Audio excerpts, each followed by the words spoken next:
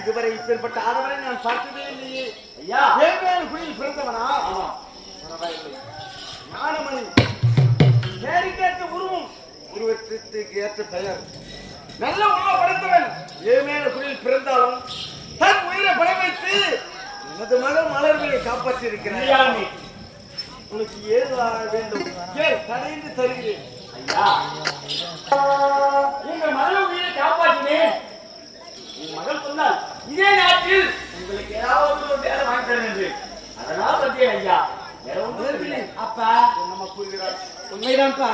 என் கற்பை காப்பாற்றி அவருக்கு நாடு கிடையாது நகரம் கிடையாது என்று உரைத்தார். ஏங்க அப்படிலாம் உரைக்கிறீங்க? தலையிட்டு தரலாம், ஆனால் உன்னுடைய விருப்பப்படி நடக்கட்டும். என்ன வேலை இருக்கின்றது? அப்பா அதெல்லாம் வேண்டாம்ப்பா, நம்ம நாட்டுல எவ்வளவோ வேலை இருக்கிறது. வேலைகள் இருக்கின்றன. எந்த வேலை கொடுப்பது ஒருமே புரியவில்லையே.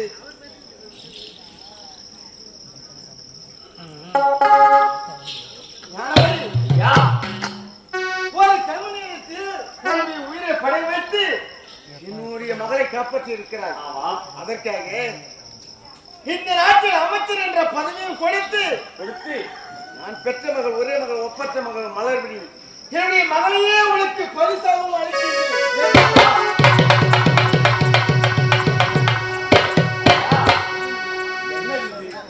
இந்த நாட்டில் மந்திரி பொறுப்பை கொடுத்து உங்கள் மகளின் உயிரை காப்பாற்றி இணைத்து உங்கள் மகளையே ஒரு பெருசா கொடுக்கிறீங்க.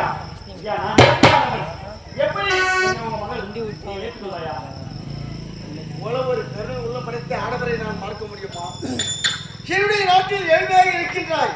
எனக்கு பிறகு இந்நாட்டை ஆளுவதற்கு என் மகளை யார் மணக்கின்றாரோ அவளுக்குத்தானே உரிமை.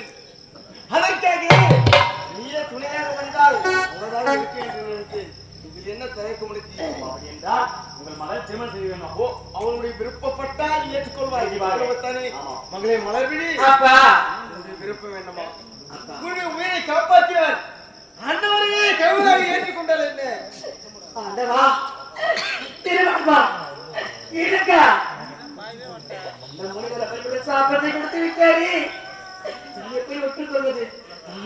ஒற்றுக்கொள்ளவே கூடாது. அப்பா எனக்கு திருமணம் வேண்டாம்ப்பா, எனக்கு திருமணம் வேண்டாம்ப்பா. திருமணமே வேண்டாம் வேண்டாம்ப்பா. உலக அன்பம் என்னவென்று அறிந்து வந்து பிறகு நான் திருமணம் செய்து கொள்கிறேன் என்று உரைத்து விட்டு சென்றாயே, மறந்தாயா? மறந்து விட்டாயா? வேண்டாம், பிடிவாடும். என் வார்த்தைக்கு அண்ணனையே மணந்து கொள். முடியாது, ஏற்றுக்கொள்ளாது. முடியாதா? முடியாது. என்ன நீ அடி பாடி தாயெல்லாம் புரிய போச்சு. தாய்க்கு தாயாக தந்தைக்கு தந்தையாக வளர்த்து வந்து என்னுடைய வார்த்தைக்கு கட்டுப்பட்டு வாழ்ந்த நீ என்னை எதிர்த்து துள்ளி விட்டாய். ஆச்சு என்ன உனக்கு